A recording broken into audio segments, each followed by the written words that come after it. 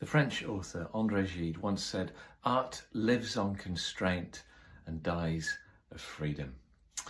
Theodore Geisel, or as you probably know him, Dr Seuss, would probably agree.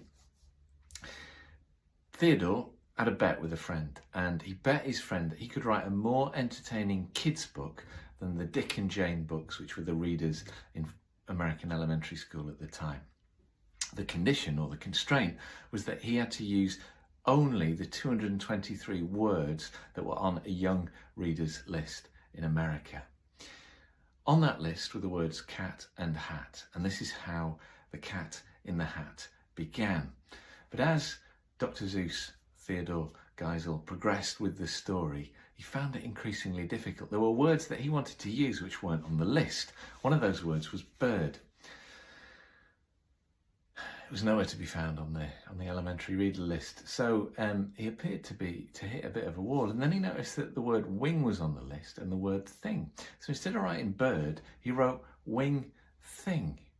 And that beautiful way Dr Seuss has of using existing words to create new words was born. His style derived from that initial constraint.